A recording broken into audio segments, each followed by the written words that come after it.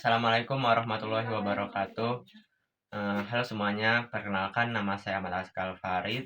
Saya dari program studi Bahasa Inggris untuk Komunikasi dan Bisnis Profesional dan dari kelas A, dan pada kesempatan kali ini saya akan berbagi dan sharing mengenai salah satu kisah keteladanan dari seorang Khulafaur Rasyidin, yaitu Abu Bakar As-Siddiq. Oke, jadi ringkasan ceritanya adalah pada suatu masa atau suatu hari ketika Rasulullah Shallallahu Alaihi Wasallam meminta kepada para sahabatnya untuk bersedekah harta atau materinya untuk membantu para kaum muslimin.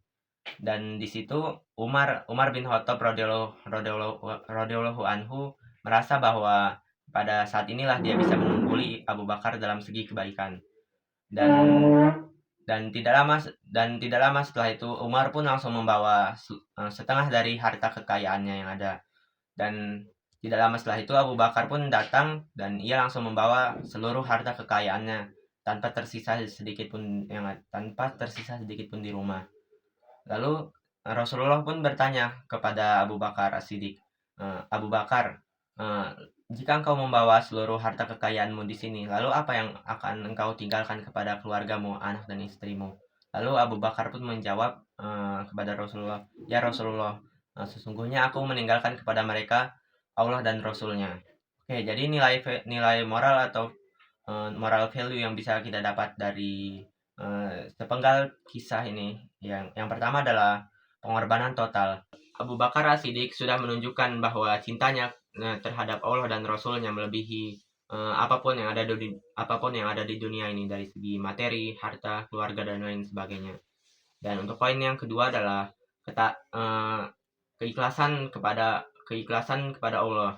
Dia yakin bahwa dia melakukan sesuatu bukan hanya sekedar untuk pamer, melainkan karena murni ketaatannya kepada Allah dan Rasulnya. Dan untuk poin yang terakhir adalah tawakal atau berserah diri kepada Allah.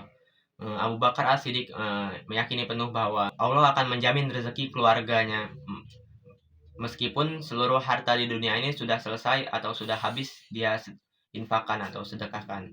Oke, mungkin sekian yang dapat saya sampaikan. Semoga ilmu tersebut bermanfaat kepada kita semua. Saya akhiri. Wassalamualaikum warahmatullahi wabarakatuh. Abu Bakar itu diminta oleh Nabi jadi imam, selalu menolak jawabannya. Jangan saya Nabi, jangan saya. Kenapa? Karena beliau itu kalau sudah takbir itu langsung nangis.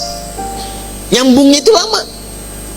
Bayangkan, sahabat Nabi, dekat dengan Nabi, kecil gaul dengan Nabi, dewasa jadi sahabat Nabi, mengeluarkan semua hartanya untuk Nabi, berjuang dengan Nabi, wafatnya dikubur di samping Nabi, anaknya jadi menantunya, ya, anaknya nikah dengan Nabi, Nabi menantunya di surga bersama Nabi.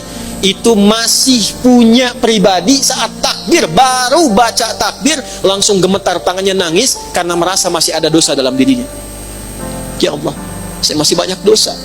Ya Allah, makin banyak orang mengagungkan saya, padahal saya baru mengatakan engkau yang paling agung. Sementara orang menganggap saya hebat, mengagungkan saya, menganggap saya punya kuasa, menganggap saya punya harta. Saya tobat, ya Allah, saya masih banyak salahnya. Itu Abu Bakar. Dan diwariskan sifat itu pada putrinya.